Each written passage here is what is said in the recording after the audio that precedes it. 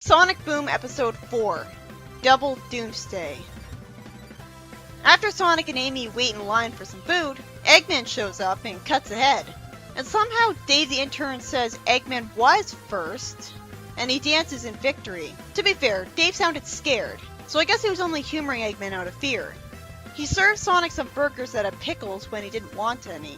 That makes me relate to him better because I hate pickles too. Then Dave sucks up to Eggman and is excited to go to his base. Oh, that explains it even better. The only reason I'm not dismissing the idea that Eggman as a fanboy in universe as ridiculous right away is because I'm already familiar with the Eggman fan club called Drat in Fleetway. And it was unbelievably contrived there too. It's not like Eggman told Dave that there's something in it for him if he works for him. Eggman ruling would be bad for everybody. And since he's such a big fan, he's happy to mop Eggman's bathroom. And Eggman says that his robots could learn from him. Orbot worries that they're being made to look bad. Why wouldn't they be programmed to like their jobs? If Eggman wants his robots to be enthusiastic about their work, he can just reprogram them. He doesn't seem to grasp what having robots means. And Cubot rephrases what Orbot said, not understanding. Again, other than Eggman actually finds Cubot's stupidity amusing, there's no reason why he would make Cubot so stupid, because that would make him worse at his job. Then Orbot screams at seeing Cubot's damaged, cut-off head part, and it did a great job with the scary music making me understand how Orbot would scream from this. And Eggman doesn't care that this happens to his own robot. I guess he has a way to have his robots repaired automatically. It turns out Sonic and Tails don't need plumbers anymore because of one of Tails' inventions. It's nice to see that Tails is that useful at making inventions for his everyday life. Also, it's a shame that they couldn't collaborate with Nintendo for even one brief moment to show Mario looking all sad because they don't need plumbers anymore. Orbot comes to Sonic for help, which you'd think he'd get rejected for.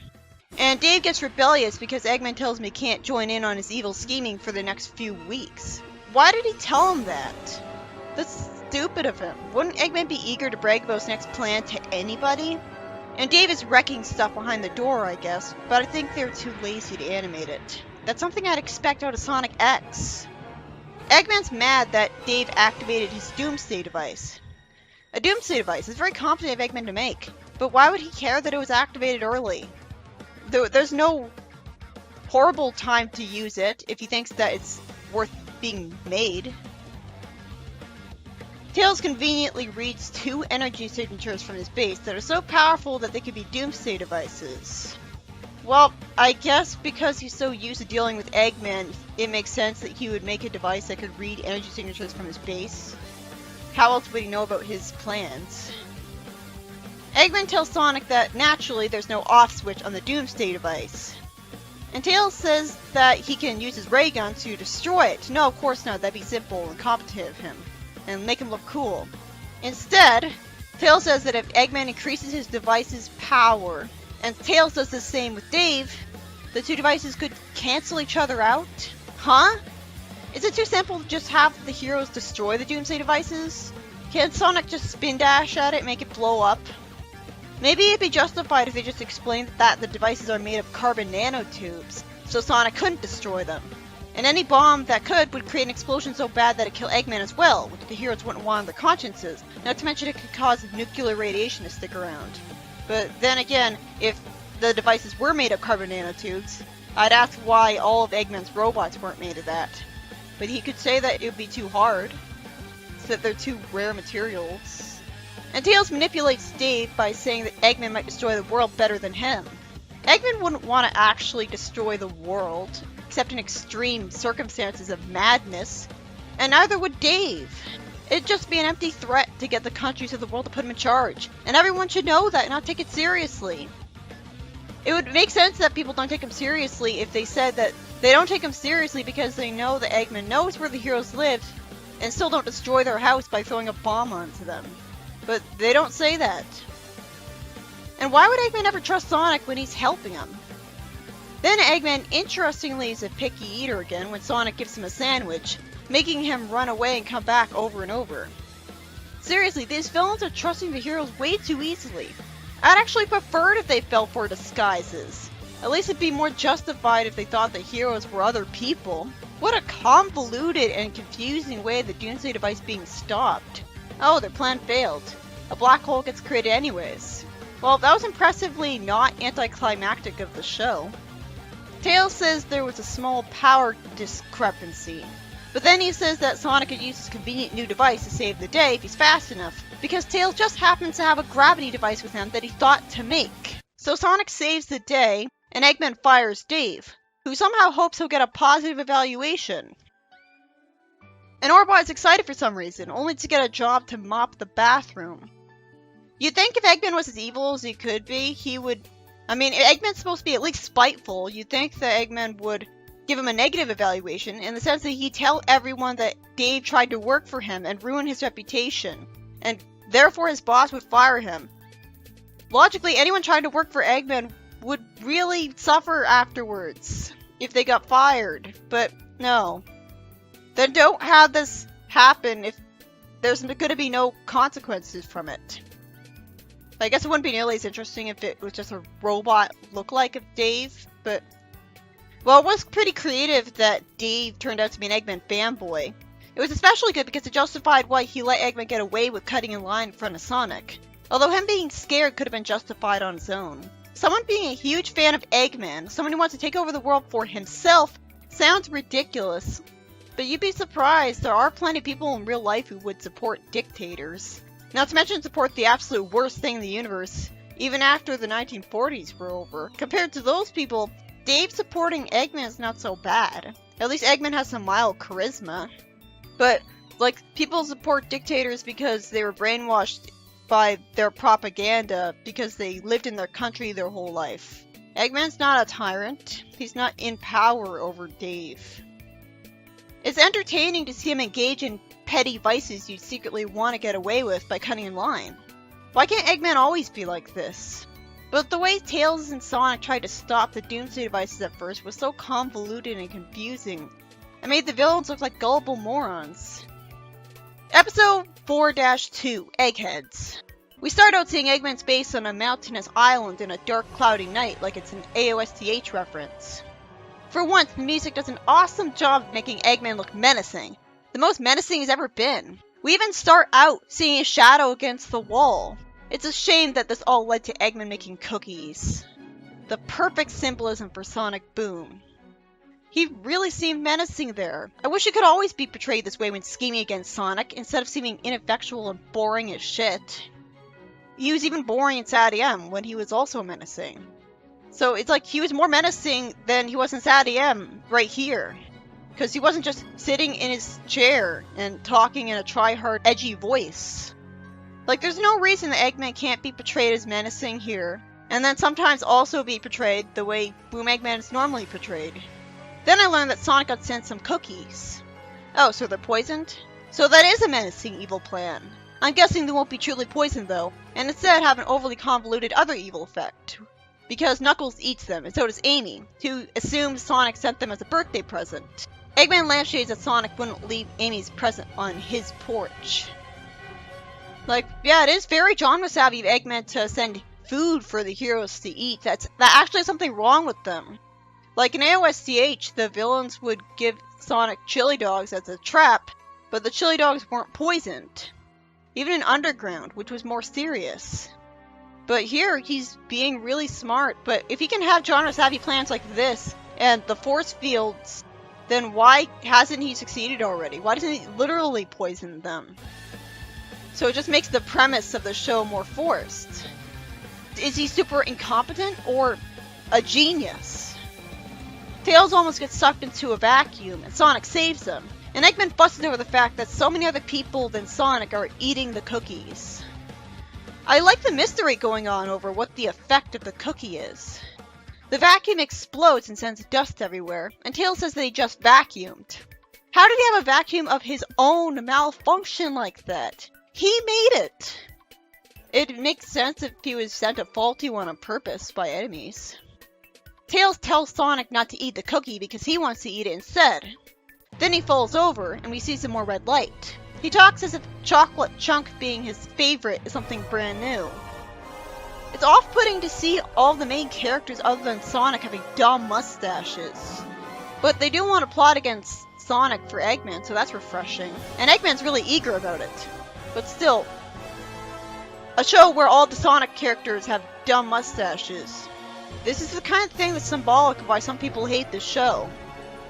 It's like no Sonic show is completely respectable. Sonic X speaks for itself. Well, other than Sad AM, it's respectable, but some say it's too dark. And this is the problem with the show. It goes overboard sometimes. But at least it's not 100% of the time like I expected. Amy says they'll assault Sonic at the beach from 5 different sides. They all disagree about what to do against Sonic. Eggman says they're all evil geniuses now. And somehow Knuckles is the exception. Oh, so it wasn't like it was bringing out Amy's natural intelligence and showing how she would be like as a villain because she's just turned into an evil genius. Never mind. Eggman decides to teach Sonic's friends about evil in a classroom. I guess it'd be too complex to have the cookies teach them everything he wants them to know. All they did was turn them against Sonic.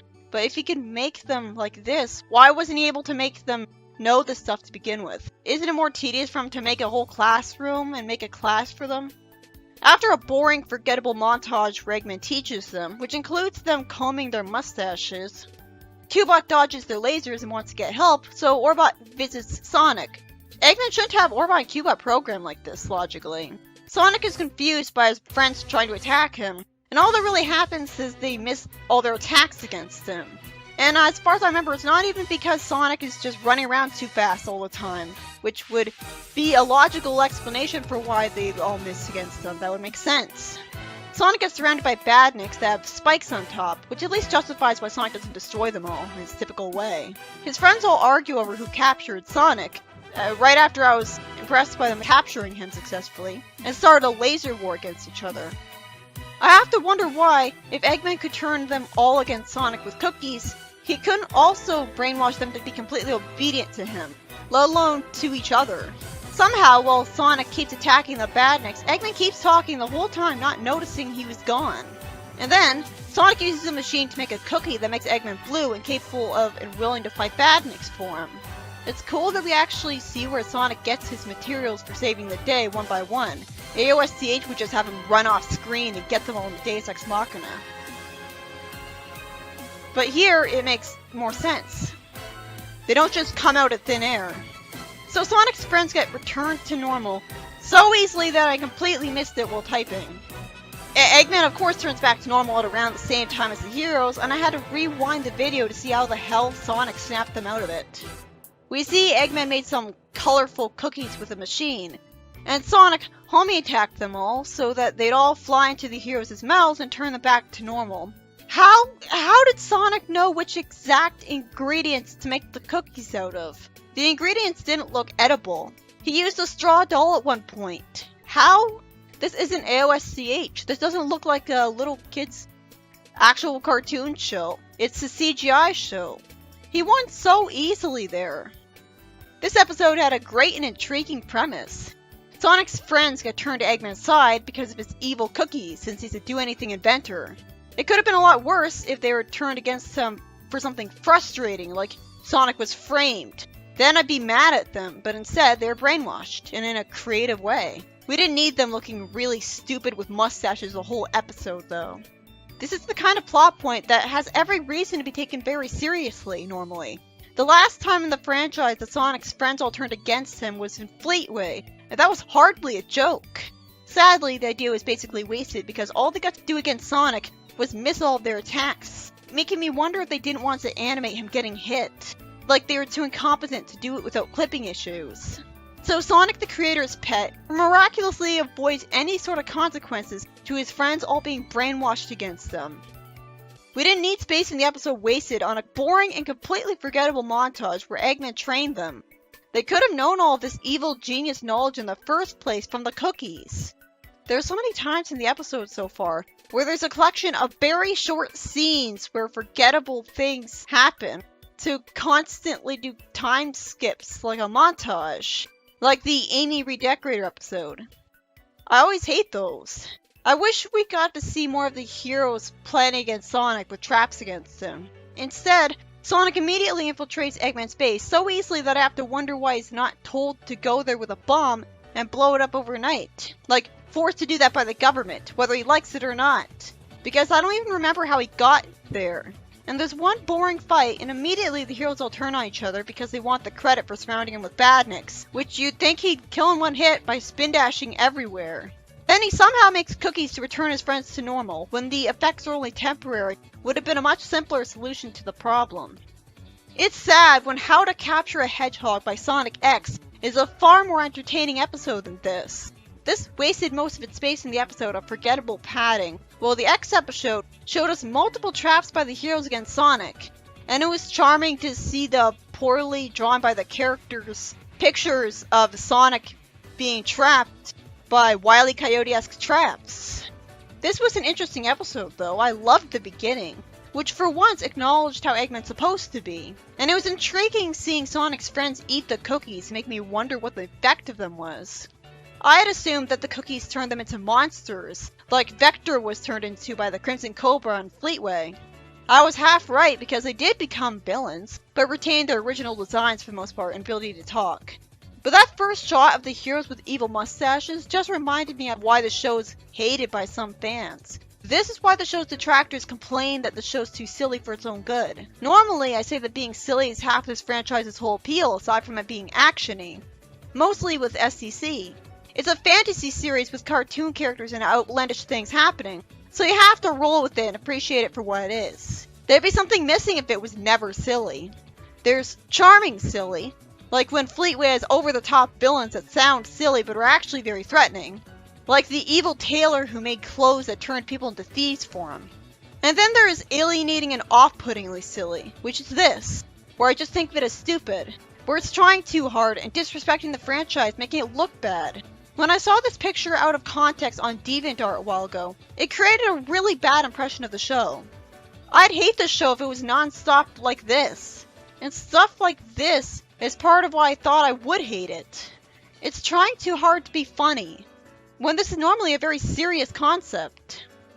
At least the show's jokes being unfunny all the time hasn't irritated me for the most part. Like the forced comedy puns, and fourth wall breaking in early Archie, and the toilet humor in Sonic Colors.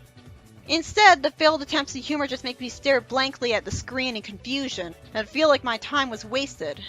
To defeat the purpose of making the bad guys Sonic's friends, it didn't really take advantage of the unique personalities of Sonic's friends when they turned on Sonic, because all of them just acted the same way, like cartoon villains. Amy didn't say she hated Sonic for not returning her love. Knuckles didn't say he hated Sonic for treating him like an idiot, though that wouldn't make sense since he doesn't do that. It's only in the comic where only one of his friends treats him like an idiot. And Tails didn't say he was jealous of Sonic and sick of being in his shadow. It's not like the cookies manipulated their brain to push them towards hating Sonic by making them focus on the reasons to hate him from personal grudges they repressed. Obviously that'd be more interesting. Instead they just want to beat Sonic, plain and simple. You might as well have seen Eggman make robots against Sonic and have his friends captured.